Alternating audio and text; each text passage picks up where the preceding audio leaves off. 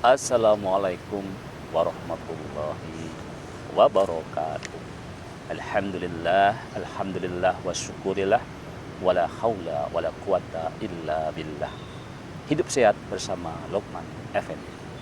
Saudara-saudaraku, kita sudah membahas tentang dalil-dalil syar'i tentang makan sahur, ya.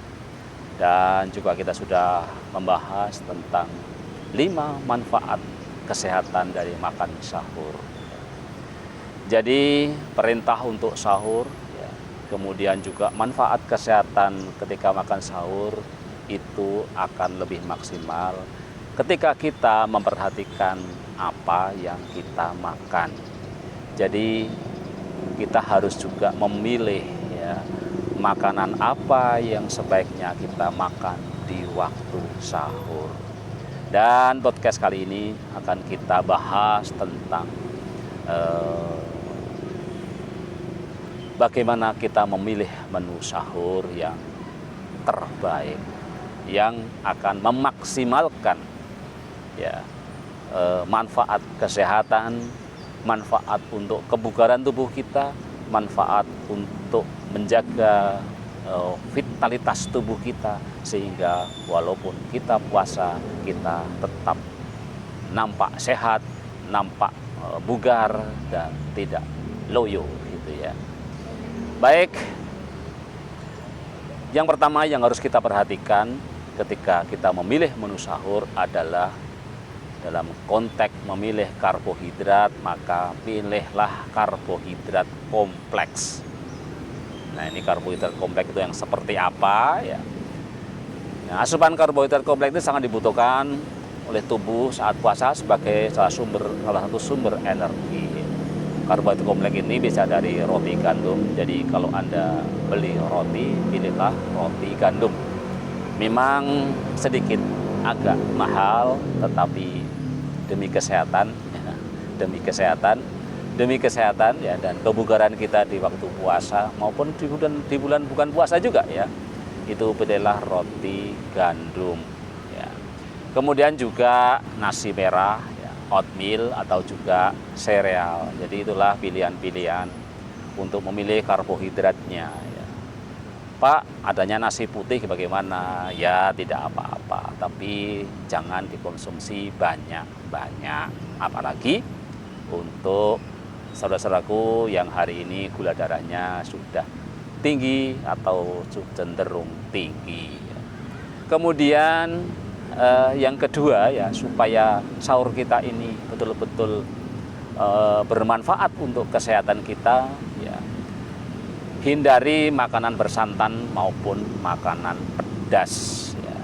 Makanan yang mengandung santan dan juga pedas akan sulit untuk dicerna dalam tubuh, sehingga tidak disarankan untuk dikonsumsi saat santap sahur. Mengkonsumsi makanan bersantan maupun pedas akan membuat asam lambung menjadi naik, sehingga memicu berbagai macam gangguan pencernakan, ya. Jadi untuk sahur, ya, usahakan untuk makan makanan yang tidak bersantan, ya, tidak bersantan. Kemudian juga hindari yang pedas, apalagi sangat pedas, ya. Karena hari-hari ini kan banyak sekali saudara-saudara kita ini yang sangat suka dengan hal-hal yang ekstrim, ya, termasuk ekstrim pedas. Jadi mohon maaf, ini ada terganggu, ada tulit-tulit, ya, nggak tahu nih di jalan ada apa, ya. Jadi hindari makan-makan yang pedas dan juga bersantan di waktu sahur, ya.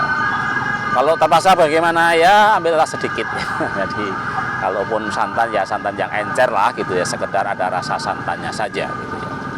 Kemudian yang harus dijaga, yang harus dipilih makanan di waktu sahur, ya, di samping tadi karbohidrat yang kompleks, kemudian jangan yang bersantan dan pedas, ya. Kemudian juga mencukupi cairan di dalam tubuh, ya. Menjaga tubuh tetap cukup airnya adalah salah satu kunci, ya. Jadi dengan menahan lapar dan haus selama Ramadan, maka sangat penting untuk menjaga kebutuhan air di dalam tubuh kita, ya. Ada rumus yang sederhana di dalam konteks ini, ada ketika kita di bulan Ramadan, yaitu 242. Jadi kita kan dianjurkan minum itu setidak-tidaknya 8 gelas ya. Jadi 2 itu di saat berbuka puasa, 4 itu di saat makan ya, atau di malam hari itu ya, dari setelah berbuka puasa, kemudian kita mungkin sholat dulu, makan, yaitu yang 4 gelas itu di tengah-tengah itulah. Ya. Dan setelah sahur itu, dan waktu makan sahur itu kita minum lagi 2 gelas untuk mencukupi cairan dalam tubuh kita. Dan dipesankan juga jangan terlalu banyak minum pada waktu sahur ya. Jadi kadang-kadang kan ada yang orang, wah ini kan mau puasa, kita mau berlama-lama gitu, sehingga kita minum minum air putihnya itu banyak banget, itu malah justru bisa mengganggu kesehatan kita ya. Setidak-tidaknya kita menjadi terus ke belakang, dan itu tentu menjadi tidak baik sebenarnya. Kemudian kunci yang keempat ya, ketika kita makan sahur adalah memperbanyak konsumsi sayur dan buah ya. Upayakan di bulan puasa ini ya, di rumah selalu ada buah ya. Setidak-tidaknya ya buah pisang ya, yang murah ya. Pisang juga ada yang murah, ada yang mahal. Ya pilih yang murah kalau kita memang keuangannya sedang kurang bagus gitu ya. Tapi intinya jangan lupakan buah ya, dan sayur ya. Nah ini kadang-kadang sayur ini memang untuk generasi muda kita ya, ini memang agak sulit ya. Di generasi saya saja juga kadang-kadang tidak banyak juga yang makan sayur ya, apalagi di generasi muda. Dan di bulan puasa ini mudah-mudahan bisa menjadi promosi ya, mempromosikan sayur, karena kalau Anda makan sayur dan buah lebih banyak, maka sahur Anda itu akan maksimal dalam menjaga kesehatan kita ya. Jadi kita jadikan puasa ini untuk memperbanyak makan sayur ya.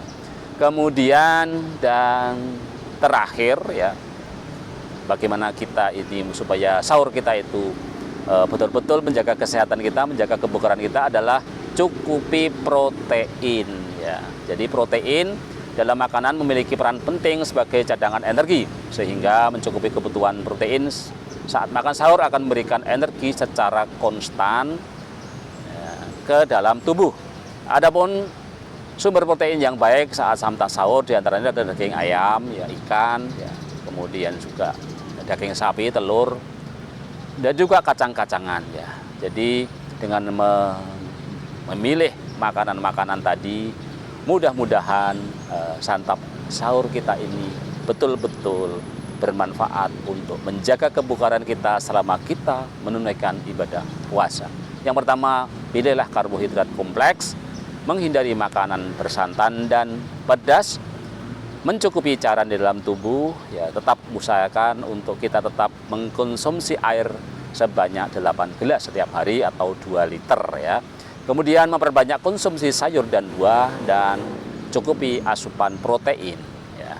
Jadi dengan 5 hal tadi, mudah-mudahan sahur kita menjadi lebih sehat dan lebih menjaga kebugaran tubuh kita, dan kita tidak menjadi sahur. Nah, ada pertanyaan lanjutan ya, kenapa saya sahur tapi tetap lemes Pak gitu ya. Ya mungkin karena tidak memilih makanan-makanan yang kita pilihkan tadi. Tetap sehat, tetap semangat ya. Sekian, wassalamualaikum warahmatullahi wabarakatuh.